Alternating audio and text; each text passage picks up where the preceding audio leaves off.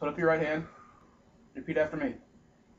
I pledge allegiance I pledge allegiance to the Wrestling Revolution, to the Wrestling Revolution, and I promise to never cheat never cheat on the Wrestling Revolution on the Wrestling Revolution with another wrestling web show, with another wrestling web show, including the Dirt Sheet and Santino's Casa. including the Dirt Sheet and Santino's Casa. And may TNA And may TNA drink the blood of the WWE. drink the blood of the WWE. And welcome to number 2 of the Wrestling Revolution, episode number 10. Yes? Holy double handful! That's right. And we got a surprise. The revolutionaries. Let's put those right back here. Perfect. They're in there in the show. But that was the we have the straight edge pledge. But now we have the Wrestling Revolution pledge. That's right. Now let me shake your head. Let me tell you something, Mean Gene, brother. Nobody touches the hair, brother. Brother. Okay. Speaking of Hulk Hogan, brother.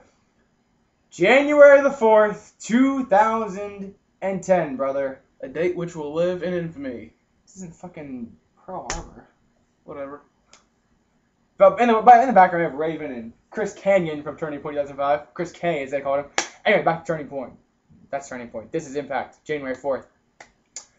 3-hour live edition on Monday night. Let's just run down the names of people that showed up. Jeff Hardy, Shannon Moore, Orlando Jordan, Sean Morley, Ric Flair, The Nasty Boys, Sean Waltman, Scott Hall, and Val Venus, or That's Sean Morley. I said that.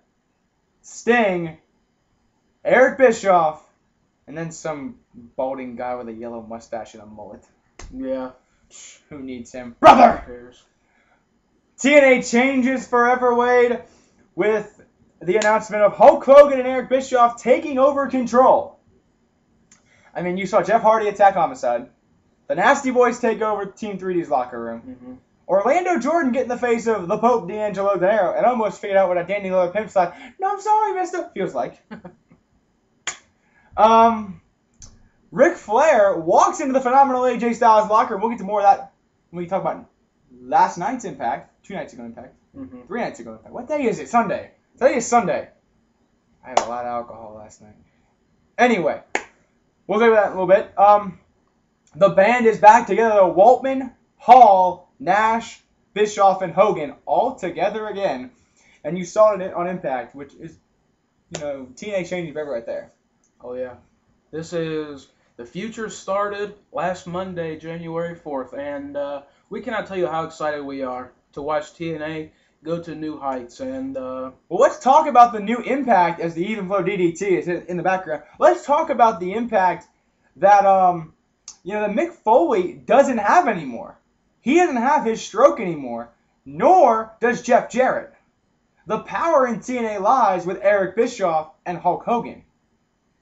How is this going to affect, the power struggle in TNA wrestling from now on? Well, you see Hulk Hogan and Eric Bischoff and Dixie Carter feuding with Mick Foley and Jeff Jarrett, and I like the storyline they got going, the power feud. I think it's A-okay, brother. And the young guys getting a push here in TNA, Wade. D'Angelo Dinero over Desmond Wolfe, and a tremendous matchup on the 4th. Generation Me debuted Thursday night. We'll get to them in a second.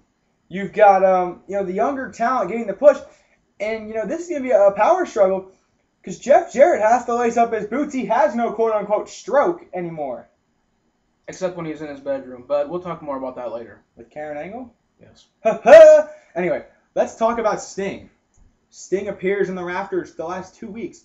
Is this the return of the Dark Avenger Sting? Whose side is Sting on in this war? And then, wait, let's talk about Thursday night. Because, we saw Samoa Joe, which is, and we haven't seen as much Samoa Joe for a guy who won the Feast or Fire briefcase to have a future world heavyweight title shot. We aren't seeing enough of Samoa Joe, in my opinion. Yeah, me either. Samoa Joe is one of the TNA's top players, and they're definitely not using him correctly. So we'll see what he does this year. We also saw a new attitude of Bobby Lashley. That's right. Lashley not getting what Crystal wants, and Lashley vowing to take out the TNA roster. That's right, and starting with Lethal Consequences this past Thursday. Yeah, brother. Lethal Consequences, machismo, brother. Anyway, speaking of young talent here in TNA, the debut of Max and Jeremy. Generation Me, aka the Young Guns, for those of you who know them. It was Generation Me against the Motor City Machine Guns in quite possibly the best opening contest on a wrestling weekly program in quite some time. Absolutely. The Generation Me has captivated our hearts and souls in just one match. In an incredible match. I'm tongue-tied here. It was a great match. If you have not seen that match, you have to go on YouTube and find it, because we're giving it the stamp of approval. It's the match of the week. Well, that's right. like 4 weeks. That's pretty strong, too. It's a match of 4 weeks. And also, another runner-up for the match was January 4th, Kurt Angle versus AJ Styles for the TNA World Heavyweight Championship. Tremendous matchup there as well. Here's the big news, though. Jeff Jarrett really had, on Thursday, going to his attorney and struggling for power back. And Hogan and Jarrett face to face. Could we see a possible one-on-one confrontation sooner than we think? And then here's some big news, Wade.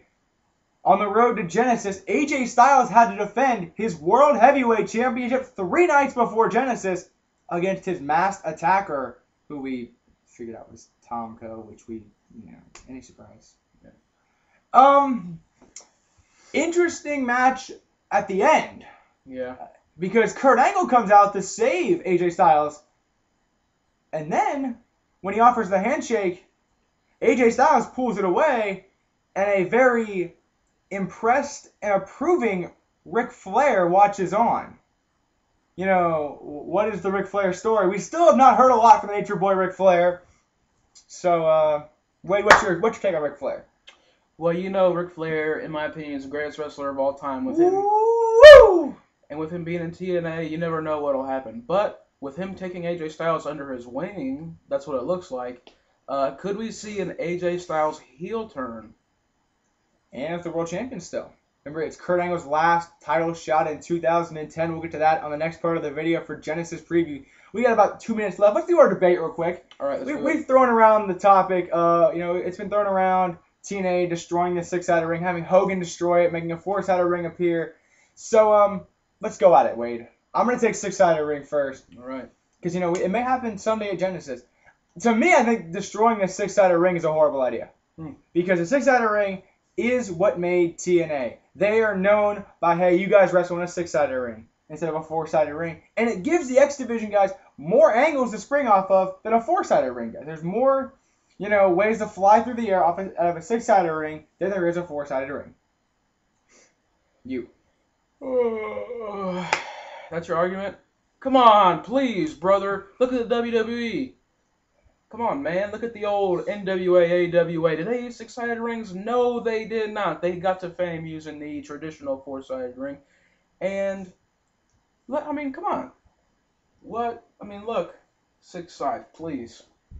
Wait. Are you going to say that they're going to go old school? They're going to be square? They're going to be boring? No. They're going to step up their game. With Hulk Hogan and Eric Bischoff, hopefully, they will start, elevating the product to reach new heights.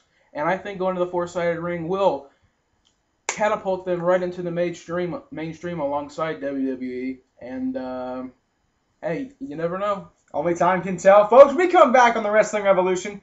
We're going to have our revolutionary still here.